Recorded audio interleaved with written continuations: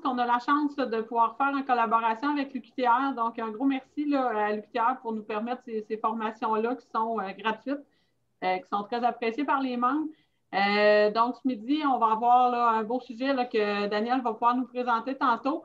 Juste question, dans le fond, de pouvoir que ça aille bien tout le long de la formation. Juste ne pas oublier de garder vos micros sur mute et les questions iront à la fin de la conférence. Sylvie prévoyait à peu près là, 38 à 40 minutes pour la conférence, donc vous allez avoir le temps de poser vos questions par la suite. Donc, je vous souhaite une belle conférence ce midi. Et je laisse la parole à Daniel Bergeron. Oui, bonjour. C'est un privilège pour l'UQTR également de pouvoir collaborer avec la Jeune Chambre de Victo. Donc, moi, j'en profite pour remercier Natacha Canin pour cette opportunité-là. Puis, en tant que représentante du service de développement institutionnel et des affaires publiques de l'UQTR, j'ai le plaisir de vous présenter Mme Sylvie Deslauriers, qui est professeure en sciences comptables depuis plusieurs années. Madame Deslauriers est une personne qui est passionnée par l'enseignement, mais ce qui la distingue particulièrement, c'est qu'elle cherche constamment à transmettre des notions qui peuvent nous apparaître complexes à la base, mais elle réussit à le faire dans un langage clair et efficace. Il est également l'auteur de plusieurs livres, dont le sujet de la conférence actuelle, qui, en fait, est un nouveau livre qu'elle vient récemment là, de publier. Donc, sans plus tarder, je vais lui laisser la parole. Merci. Merci, Mme Perrault, Mme Bergeron. Alors, bienvenue tout le monde à cette conférence. Comme Mme Bergeron vient de le dire, c'est un livre que je viens d'écrire qui est sorti au mois de janvier. Et le but de mon volume, c'était de parler de notions de comptabilité qui sont à la base de la vie courante et de la vie entrepreneuriale sans tomber dans le débit égal crédit ou sans tomber dans la tenue des comptes. Parce qu'il y a plusieurs éléments qui sous-tendent les pensées comptables et qui sont très utiles, en particulier quand on veut prendre des décisions. Alors, le thème central aujourd'hui, c'est la prise de décision. Alors, j'ai extrait quelques passages du volume que je vais vous parler aujourd'hui à l'égard de ça. Alors, mon premier point, c'est les liquidités. La gestion des liquidités en entrepreneuriat, c'est majeur. C'est un facteur clé de réussite. Pourquoi? Parce qu'il y a un décalage à plusieurs niveaux. Un décalage entre les déboursés et les recettes.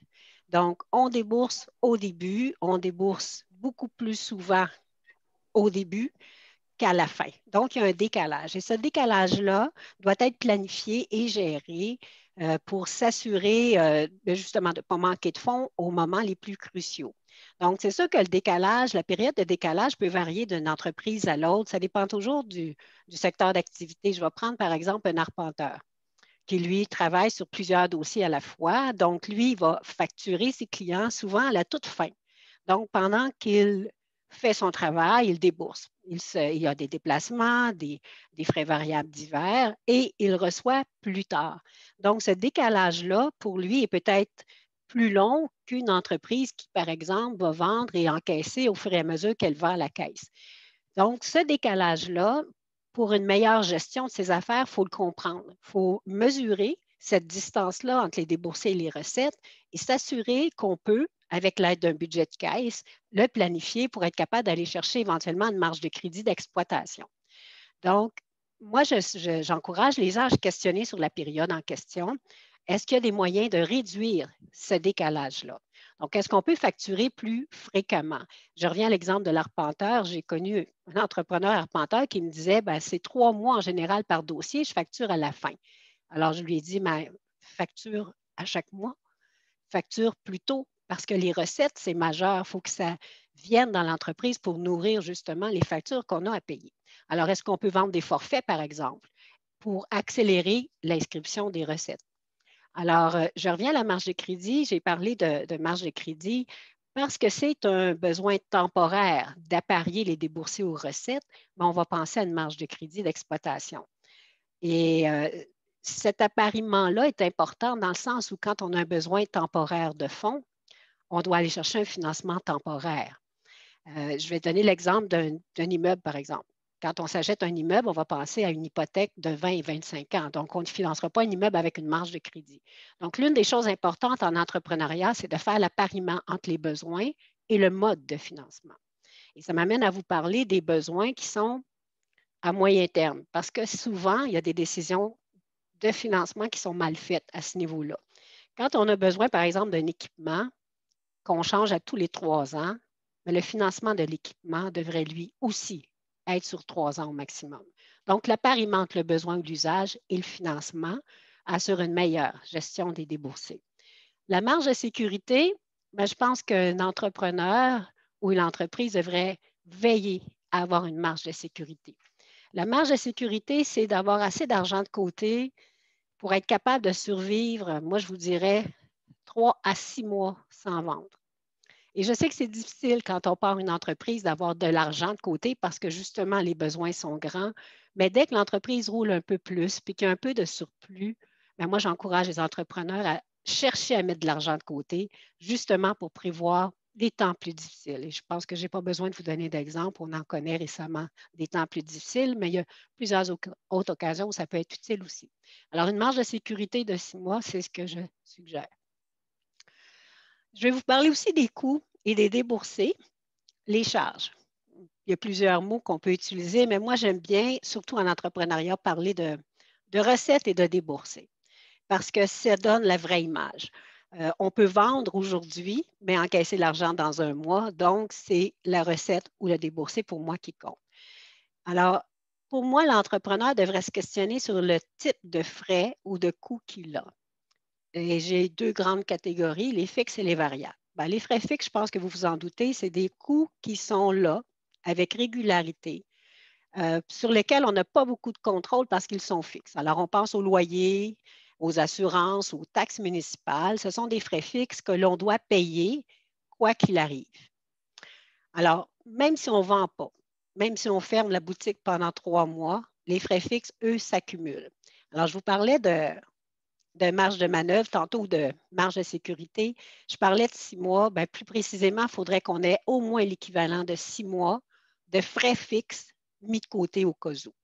Alors, les frais fixes, eux, plus ils sont élevés, plus ils vont demander à l'entrepreneur de veiller à avoir des rentrées de fonds plus élevées pour les couvrir. Donc, on essaie en général de réfléchir sur la distribution entre les fixes et les variables pour en avoir le moins possible de fixes. Je vous explique les variables. Les variables varient naturellement avec les activités. Je vends plus, j'ai plus de frais variables. Je ne vends pas du tout, je n'ai pas de frais variables. Donc, par définition, ils bougent avec les ventes. Je vais donner un exemple plus facile. Supposons que j'ai une pâtisserie qui fait des gâteaux. Je pense que c'est approprié sur l'heure du dîner comme ça. Alors, OK, la pâtisserie ferait des gâteaux. Alors, les frais variables pour fabriquer des gâteaux, ben, c'est les ingrédients, la main-d'œuvre qui les fabrique, les emballages, tout ce que j'ai besoin pour fabriquer le gâteau. Alors, on va probablement, généralement, on calcule le frais variable par unité ou par groupe d'unités. Alors, je peux calculer, par exemple, que mon gâteau, je le vends 25 $, mais qu'il m'en coûte 10 à faire. Alors, mes frais variables sont de 10 $. Je fabrique un gâteau, ça me coûte 10 $. J'en fabrique 10, ça me coûte 100 $. Donc, et naturellement, je n'en fabrique pas, je n'ai pas de frais variables. Donc, les frais variables sont plus faciles à gérer ou à contrôler parce que quand j'ai moins de ventes, j'ai moins de frais. Donc, c'est moins dur sur la gestion des liquidités, si je peux m'exprimer comme ça. On a, nous autres, en comptabilité, une notion importante qui s'appelle la contribution marginale que j'ai mis ici.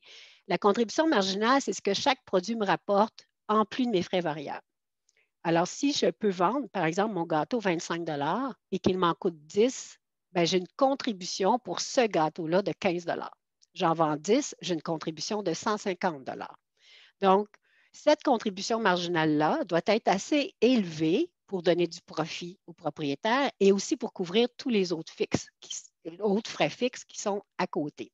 Alors, je vais me reprendre un petit peu dans le sens où parfois, je parle à des entrepreneurs qui n'ont pas d'idée du coût des biens qu'ils ont, surtout quand ils fabriquent. Quand on achète de l'extérieur, on voit le prix sur la facture, mais surtout quand on fabrique, d'estimer les frais variables, c'est une notion majeure à mon avis parce qu'il faut savoir comment les biens ou les services que l'on offre coûtent si on veut s'assurer d'avoir un prix de vente assez élevé. Donc, c'est pour ça que le calcul de la contribution marginale doit être fait ou du moins estimé. La notion suivante, c'est les frais discrétionnaires qui sont ni fixes et ni variables. Les frais discrétionnaires, c'est les frais qu'on choisit de faire. Et l'exemple le plus courant, c'est la publicité. Alors, est-ce qu'on en fait de la publicité? Si oui, est-ce que j'en fais pour 5 000 pour 10 000 pour 15 000 Donc, on peut considérer que la publicité est un peu variable puis un peu fixe aussi. Alors, je peux dire, par exemple, ben, j'en fais au moins 5 000 par année, mais parfois, je vais aller jusqu'à 10 000. Ça va dépendre des circonstances. Donc, les frais discrétionnaires, je les choisis. Ils sont en partie fixes et en partie au choix. Parfois, ça dépend des surplus de fonds que l'on a. Là où je voudrais attirer votre attention, c'est de faire attention sur cette définition-là de variable et fixe parce que parfois, sans s'en rendre compte, on transfère des frais variables en fixe. Un frais variable, c'est plus facile à gérer et à contrôler parce qu'on les encourt seulement quand on vend. Mais un frais fixe, lui, il est toujours là. Alors, parfois, un entrepreneur, quand il prend sa décision, il faut qu'il soit conscient de l'impact sur les frais fixes. Donc, au lieu de louer un local peut-être 2 fois plus grand que nécessaire, juste parce qu'on pense à grandir dans 3 ans, il faut prendre du recul et se dire, oups, là, je vais augmenter mon frais de loyer. Puis qui dit loyer dit frais fixes. Alors, c'est pour ça que souvent les entrepreneurs vont y aller par étapes dans un projet. Ils vont louer un peu plus petit ou ils vont commencer dans leur sous-sol pour minimiser les frais fixes. Okay? Ça m'amène à vous parler d'un schéma qu'on a en comptabilité qui s'appelle les 3 E et qui sont 3 dimensions qu'on regarde en même temps quand on veut évaluer ce qui se passe dans l'entreprise. Et la compréhension de ces 3 E-là aide beaucoup à prendre des décisions. Alors, je vais y aller avec l'efficacité. En premier, souvent en pratique, les gens confondent efficience et efficacité. Pour eux autres, c'est la même chose, mais nous autres, en comptabilité, on voit la différence. Alors, je vous explique, c'est simple. L'efficacité, c'est quand j'arrive à mon but. Est-ce que je suis efficace? La réponse est oui, j'ai atteint mon but. Donc, supposons par exemple que le but, c'est d'augmenter les ventes de 10 d'ici 3 mois. Si j'atteins l'augmentation de 10 ben, je suis efficace. L'efficience, qui pour moi est plus important, c'est le comment j'y suis arrivé. Parce qu'il y a plusieurs moyens d'arriver à son but. Il y a des moyens plus longs, plus coûteux, qui sont meilleurs pour l'environnement, qui sont meilleurs pour l'achat local. Il y a beaucoup de moyens d'arriver à l'augmentation de 10 Alors, est-ce que c'est parce que j'ai augmenté de 10 tous les prix sur mes étiquettes? Ou est-ce que c'est parce que j'ai fait un peu plus de publicité pour promouvoir mon produit vedette et donner des rabais sur les produits accessoires? Il y a plusieurs moyens d'arriver au même but.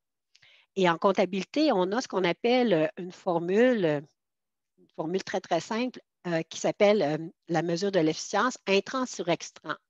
Donc, qu'est-ce que ça me coûte pour produire des choses? Et le moins coûteux pour la même chose, le mieux c'est. Ou augmenter ce que je peux avoir comme prix de vente, mais avec les mêmes frais, c'est mieux aussi. Alors, peut-être que c'est un petit peu abstrait comme notion. Je vais vous donner des exemples. Je vais revenir à mon gâteau. Supposons que ça coûte 10 pour produire le gâteau qui est vendu 25. L'efficience, c'est de s'interroger sur ce 10 $-là. Est-ce que je choisis les meilleures façons de faire pour le même extra? Est-ce que je pourrais trouver des façons d'organiser mieux le travail pour qu'au lieu du 2 heures que ça prend pour faire 10 gâteaux à la fois, ça m'en prendra 1h45? Les intrants, c'est la consommation des ressources. Est-ce que je peux économiser en termes d'argent, de ressources pour être capable de faire le même produit? Et dans l'entrepreneuriat, souvent, j'entends des entrepreneurs me dire ben, dès que les coûts augmentent, moi, j'augmente mes prix de vente. Je ne me casse pas la tête. Et moi, je réponds OK, tes coûts augmentent, je peux comprendre. Puis on a vu là, tantôt la notion de coût variable. OK, mes coûts variables augmentent, je comprends. Mais en même temps, au lieu d'avoir le réflexe d'augmenter ton prix de vente, peut-être qu'on pourrait avoir le réflexe de dire est-ce qu'il y a des endroits où je peux économiser ou est-ce qu'il y a des endroits où je suis inefficient? Si, parce que les ingrédients sont mal placés dans l'entrepôt, la personne perd du temps à les mettre ensemble, bien, peut-être qu'on pourrait revoir légèrement la façon dont les produits sont placés. Parfois, ce n'est pas grand-chose qui peut faire en sorte que, oups, on est plus efficient, donc on diminue le coût des ressources. Et l'économie, c'est quand on peut trouver l'équivalent à moindre coût. mais on s'entend que je ne suis pas en train de dire qu'il faut baisser la qualité des choses. Je suis en train de dire, est-ce qu'on peut trouver l'équivalent ou un produit substitut d'aussi bonne qualité qui est livré avec autant de facilité, mais à moindre coût? Donc, c'est une sorte pour moi de questionnement un peu perpétuel. Est-ce que je peux obtenir ailleurs quelque chose de mieux? Parfois en faisant une soumission ou parfois en réévaluant la façon de faire les choses. Le gaspillage, par exemple. Est-ce que j'ai du gaspillage? Oui. Est-ce que je peux réduire le gaspillage? Quand je réduis le gaspillage, ben, je diminue le coût des choses. Donc, pour moi, tout ça, c'est relié ensemble pour être capable d'obtenir le meilleur, c'est-à-dire le meilleur extra avec ce que j'ai en utilisant le moins de ressources possibles. Okay. La prise de décision, je l'ai formalisée ici. Souvent, ça se passe dans la tête, mais j'ai formalisé un peu la prise de décision ici parce que je voudrais sensibiliser les gens sur le processus de décision qui part essentiellement d'un besoin. Quand je pars pour aller au magasin, habituellement, j'essaie de déterminer c'est quoi mon besoin. Si je pars en sachant pas trop qu'est-ce que je veux, ben, ça se peut qu'au bout de la ligne, ma décision ne soit pas la meilleure. Alors, surtout en entreprise, le besoin ou l'objectif doit être vraiment bien déterminé. Le plus clair il est, le plus précis va être le processus de décision qui va m'amener à la meilleure décision possible. Après avoir trouvé mon besoin, puis parfois ça se fait en même temps que la deuxième ligne, je vais établir les contraintes. Et souvent, les contraintes sont budgétaires. Donc, je me questionne, est-ce que j'ai des contraintes? Et je vais prendre un exemple concret. Je vais prendre quelqu'un qui donne des soins et qui veut acheter une table de massage. Et je suis allée sur le web et les tables de massage, ça varie entre 200 $ et 3000 $, en tout cas de ce que j'ai vu. Donc, il y a un grand vaste choix. Alors, les contraintes. Les contraintes, ça peut être le budget. Naturellement, le budget joue pour beaucoup en entrepreneuriat, mais ça peut aussi être une contrainte d'espace, par exemple. La table doit être d'une certaine taille pour le local. OK? Alors, moi, j'essaie de déterminer mes contraintes. Le délai aussi, peut-être que j'ai besoin de la table assez rapidement et un des fournisseurs ne peut pas me la livrer assez vite. Donc, je fais la liste de ce qu'il y a comme contraintes et après, je fais la liste des critères. Et moi, j'aime bien faire ressortir les 3 meilleurs critères, les 3 critères les plus forts. Parfois, on en a 7-8 critères, 7-8 éléments qu'on veut regarder, mais ils ne sont pas tous ils sont pas tous du même poids. Donc, on doit regarder les critères et déterminer qu'est-ce qui est important pour nous. Alors, je reviens à la table de massage. Ça pourrait être le critère, par exemple, le thérapeute pourrait dire, moi, je ne veux pas de table noire. Je trouve ça négatif pour les soins que je donne. OK, c'est un critère pour lui qui est important. Il pourrait dire, ben, moi, je veux un appui-tête, mais je n'ai pas besoin d'appui-bras. Ou j'ai besoin d'une petite table en dessous, ou j'en ai pas besoin. Donc, il y a beaucoup de critères qui pourraient être déterminés, mais on essaie de trouver lesquels sont les plus importants pour trouver les options parmi lesquelles on a un choix à faire. Et les options, bien, on essaie d'en avoir pas nécessairement 10, mais d'avoir un nombre raisonnable d'options, j'irais peut-être 2 ou 3 dans le choix qu'on veut faire. Donc, en ayant des critères et des contraintes bien établis, bien, on va, par exemple, si mon budget, c'est 1 000 $ maximum, bien, naturellement, il y a des choix qui vont s'éloigner tout seul. J'ai une étape qui s'appelle analyse ici, et cette étape-là, c'est de ramasser l'information puis de l'analyser. Et il y a 2 obstacles majeurs à une bonne prise de décision. Et le premier obstacle majeur, c'est de vouloir régler ça le plus vite possible. Parce que l'incertitude dans une décision, ce n'est pas toujours facile à porter. Alors, souvent, on a le goût de dire, ah, j'ai hâte que ce soit fini, décider, puis je vais pouvoir passer à autre chose. Puis en entrepreneuriat, bien, on est bien occupé. Les entrepreneurs sont très occupés. Alors, souvent, ils ont comme un peu hâte de régler la décision. Je le comprends, mais en même temps, parfois, quand on veut trop être rapide, on ne prend pas le temps de regarder toute l'information. Donc, quand moi, j'ai quelque chose à décider, je ramasse l'information puis je me garde de décider trop vite. Parfois, on ramasse l'information puis on sait quasiment déjà au début qu'est-ce qu'on veut acheter, mais on continue de lire des informations, mais dans le fond, notre idée est déjà faite.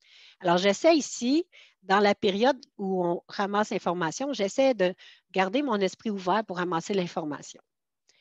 Quand la décision est importante, je prends du recul et je réfléchis. C'est sûr que si c'est une décision mineure, ce n'est pas très long, mais parfois, si ça peut être plus important, bien, je me garde une période de temps. Et personnellement, j'ai des périodes dans la journée où je suis meilleure que d'autres pour décider. Donc, chaque personne peut peut-être chercher à savoir c'est quand. Moi, c'est entre 7 et 9 le matin et entre 1 heure et 3 heures l'après-midi. C'est les moments où je suis le meilleur pour décider. Alors, souvent, je vais garder ma décision pour ces périodes-là. Et quand je ne suis pas certaine, ben, j'attends. J'attends au lendemain, je me pose la même question et quand ça fait 2, 3 jours de suite et la réponse est la même, bien là, ça vient confirmer que c'est ma bonne décision.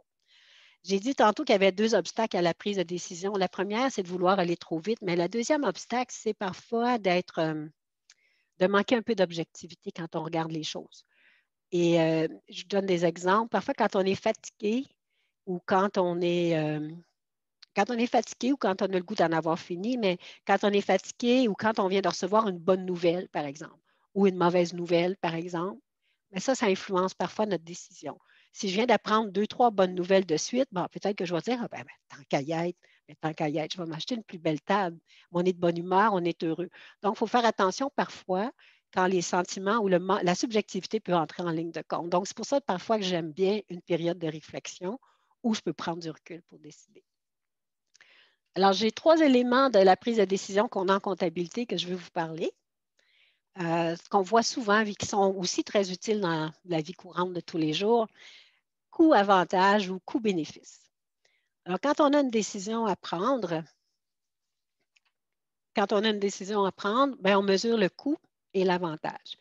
Et naturellement, on veut que l'avantage soit plus grand que le coût. Je donne un exemple bien simple. Je ne dépenserai pas 10 $ en essence pour aller chercher un produit avec un rabais de 5 $. Donc, je vais prendre une décision qui me rapporte en avantage plus que les coûts. Et naturellement, je ne parle pas juste d'argent. Les avantages, ça peut être autre chose que de l'argent. Ça peut être de me faire gagner du temps, ça peut être de diminuer mon inquiétude que tel équipement brise, peu importe. Disons que coût-avantage, il faut que ce soit dans un certain équilibre, il faut que j'aie plus d'avantages que de coûts. La phrase qui nuit parfois, qu'on se dit dans la tête et qui nuit dans le coût-avantage, c'est la suivante, c'est tant qu'à y être. Et tant qu'à y être, ben, je vais donner un exemple, ça va être plus facile. Supposons qu'une boutique qui vend des produits réfrigérés veut s'acheter un nouveau frigidaire. Eh bien, on le sait, les frigidaires, il y en a des gros, des petits avec beaucoup d'options. Je peux acheter un 18, un 20, un 22, 24, 28 et 30 pieds cubes. J'ai vu ça vite sur le web. Alors, c'est sûr que le coût d'aller de 18 à 20 pieds cubes versus la grandeur, bien, ça peut paraître avantageux. Et quelque part, on est dans un monde où on peut toujours avoir plus gros, plus sophistiqué, plus d'options sur mon cellulaire, plus d'options sur ma caisse enregistreuse. Alors, il faut à un moment donné évaluer objectivement le coût supplémentaire versus l'avantage que ça donne. Et parfois, oui, ça a l'air avantageux d'avoir un plus gros frigidaire, mais est-ce que c'est nécessaire? Et c'est pour ça que j'en viens à vous dire, j'en viens à sensibiliser sur la phrase ou tant qu'à y être, on va acheter plus gros. Alors, encore une fois, c'est le besoin initial qui devrait guider sur la décision et non pas nécessairement le fait que pour un petit peu plus cher, j'ai plus gros, ce qui n'est peut-être pas nécessaire dans le besoin qu'on a.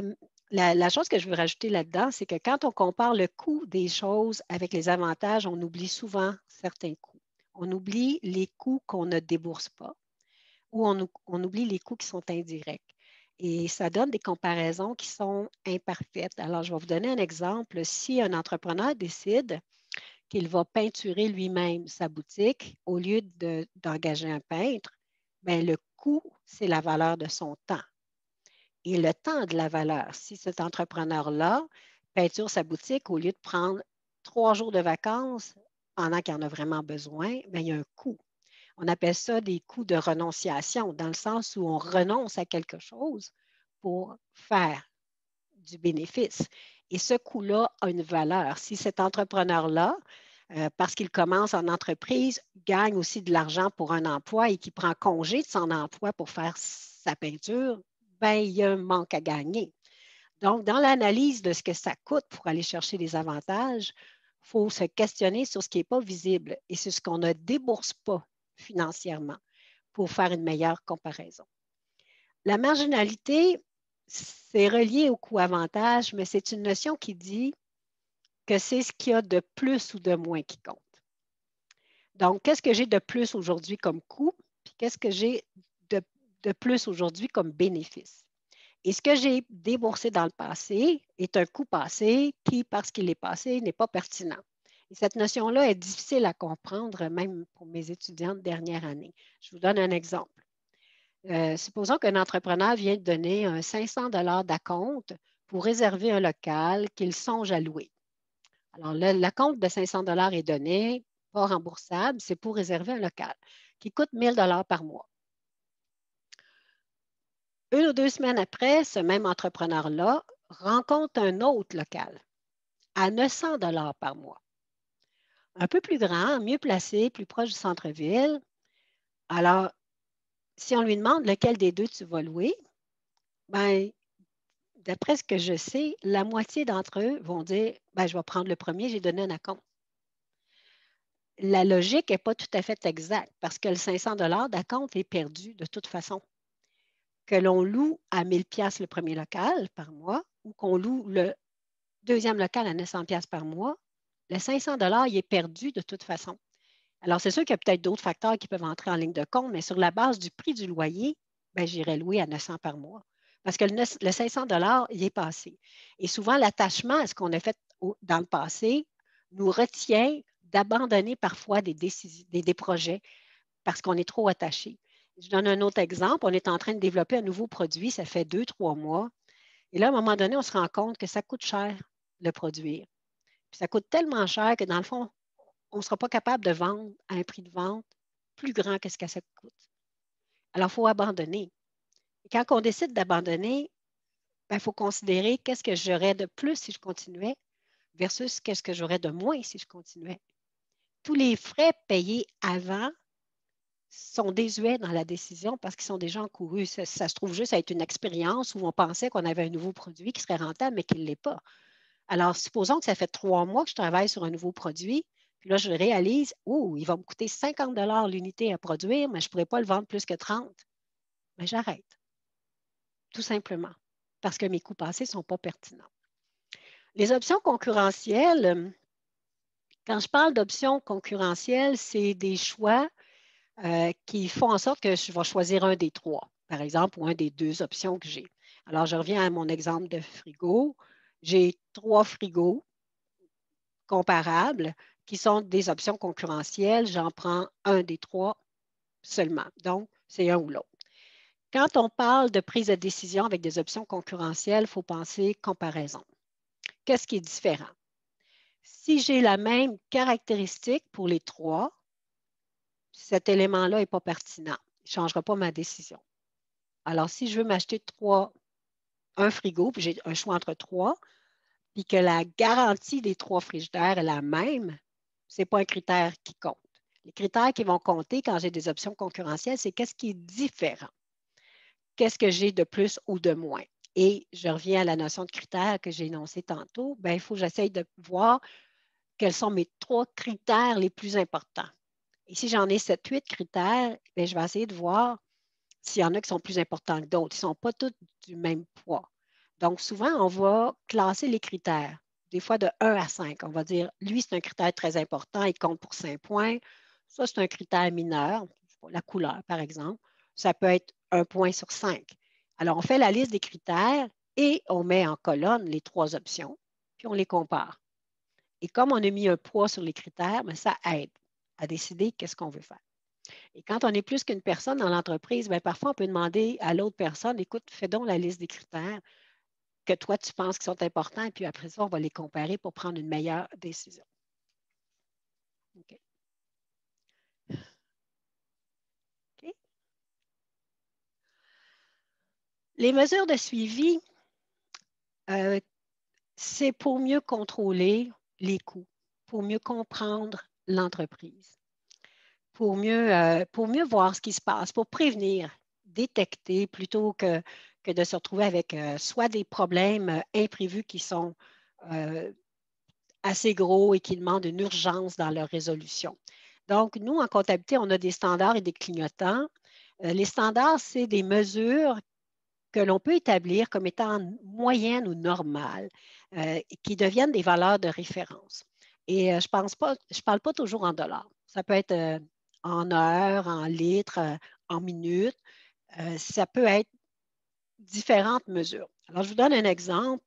Je prends une entreprise qui fait beaucoup de livraisons par courrier. Je pense que c'est d'actualité ces temps-ci. Alors, l'entrepreneur doit avoir une idée, par exemple, du nombre de boîtes qu'un employé peut préparer à l'heure, normalement. Donc, disons qu'un employé, normalement, il peut faire 4 boîtes ou 4 commandes à l'heure en moyenne. Donc, on va considérer que c'est un standard en moyenne. L'entrepreneur va examiner ce qui se passe régulièrement. Il va regarder le standard de 4 boîtes à l'heure. Si ça dévie, il faut qu'il le voie. Donc, c'est pour ça qu'à intervalles réguliers, on doit regarder les standards ou regarder si les mesures qu'on est en train de suivre ont varié. Alors, si l'entrepreneur se rend compte que maintenant, c'est 3 boîtes à l'heure et non 4, et ça fait une différence parce que l'employé est payé à l'heure. S'il fait 4 boîtes, bien, son salaire horaire est divisé en 4 boîtes pour les coûts variables par boîte. Mais s'il en fait juste 3, bien, ça coûte plus cher à chaque boîte. Et la marge de profit peut ainsi être diminuée. Donc, il faut avoir une idée du standard, premièrement, pour être capable de faire des prix de vente qui comprennent tous les coûts, et deuxièmement, pour suivre ce qui se passe. Alors, si ça prend 20 minutes au lieu de 15 minutes, bien, il faut se questionner pourquoi. Est-ce que c'est parce que les commandes comprennent plus d'articles? Bon, si c'est le cas, probablement que le standard à 20 minutes est plus représentatif de ce qui se passe maintenant qu'avant. Mais ça peut être pour d'autres raisons. Est-ce que c'est l'employé qui est inefficace dans son travail? Est-ce que les produits qui sont les plus vendeurs sont placés les plus loin dans l'entrepôt, ce qui fait que l'employé marche plus pour les obtenir? Donc, il faut se questionner. Si on pensait que 4 boîtes à l'heure, c'était le standard et qu'on est rendu à 3, bien, c'est une mesure de suivi et c'est une mesure qui permet à l'entrepreneur de voir les indices et de voir à corriger les défectuosités, si je peux m'exprimer comme suit. L'autre élément que j'ai ici aussi sur mon tableau, c'est les clignotants. Les clignotants, c'est des avertisseurs ou des aides-mémoires. On peut mettre sur notre téléphone un clignotant qui dit oups, c'est la fin du mois, il faut que tu fasses ton rapport de TPS TVQ. Mais on a aussi d'autres clignotants très utiles dans l'entreprise, surtout au niveau de la gestion des stocks. Donc, il faut essayer de déterminer, par exemple, à quel moment est-ce qu'on commande de nouveaux stocks. Donc, pour certains produits, je sais qu'il y a des caisses enregistreuses qui le font, des systèmes comptables qui le font. Quand, par exemple, on est rendu à moins de 5 unités d'un certain produit, bien, il y a un clignotant qui apparaît. Donc, il faut prendre le temps de déterminer les endroits critiques, comme le renouvellement des stocks, puis voir à s'aider avec des clignotants pour nous avertir qu'on a besoin justement de remplacer le stock. L'autre clignotant qui est important, c'est de regarder l'information financière. À toutes les semaines ou à tous les mois, de regarder les ventes, l'évolution des ventes par produit, l'évolution des coûts aussi. Donc, si on pense que ça nous coûte 1 dollar par boîte d'emballage, il faut regarder régulièrement si ce coût-là varie. Donc, des clignotants, c'est aussi d'aller voir régulièrement si les coûts varient pour justement regarder si la contribution marginale que je vous ai parlé tantôt varie à la baisse pour être capable de prendre les mesures nécessaires pour corriger la situation. Et encore une fois, c'est pour prévenir, pour détecter, pour maintenir la marge de profit adéquatement et pour s'assurer qu'on n'est pas obligé de prendre des décisions dans l'urgence. C'est ma dernière diapositive, c'est sur l'information.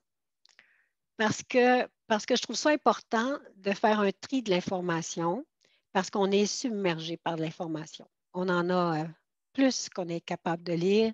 On a beaucoup d'informations autour de nous. Alors, si on veut une information de qualité, il faut constamment se rappeler les 5 caractéristiques que j'ai ici.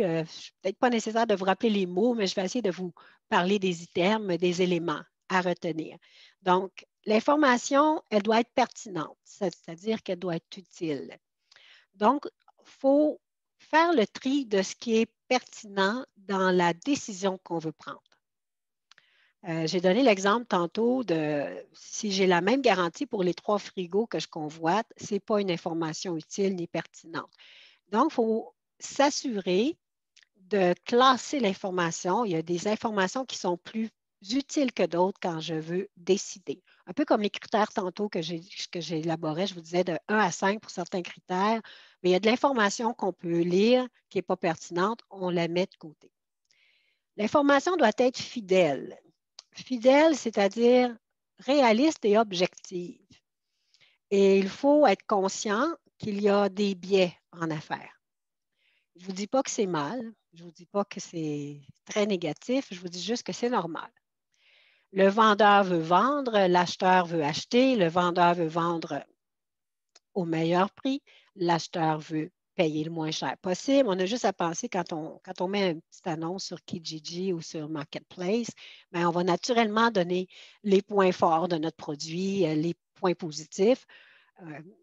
C'est normal. Donc, il faut nous s'assurer comme entrepreneurs, surtout quand c'est important, que l'information qu'on a est objective, exempt de biais. Donc, il faut demander parfois une enquête pré-achat, une enquête de crédit quand un client important se pointe. Donc, il faut demander à obtenir une information objective et il faut surtout constamment rester prudent dans tout ce que quelqu'un qui gagne sa vie en voulant faire des affaires avec nous, peut peut-être nous dire. Donc, on essaie de confirmer l'information qu'on reçoit. Compréhensible, mais il faut comprendre ce qui nous est dit. Parfois parce qu'on n'est pas dans le domaine ou parfois parce qu'on n'ose pas. On ne comprend pas nécessairement tout ce qui en est. Alors, si on rencontre notre conseiller financier et qu'il nous parle d'un certain type de placement, ça peut être normal de ne pas comprendre ce type de placement-là, mais je pense qu'il faut poser des questions ou s'informer. Je pense qu'on peut faire confiance à des experts qui sont autour de nous, mais il y a un minimum de compréhension qu'on doit faire aussi. La comparabilité, c'est l'une des erreurs que je rencontre le plus souvent, de ne pas comparer les choses sur un même pied d'égalité. Je vous donne un exemple simple. Je vais voir la Caisse populaire qui me dit le taux de votre marge de crédit, c'est 8 par année. Je vais voir une autre banque qui me dit le taux de la marge de crédit ici, c'est 0,7 par mois.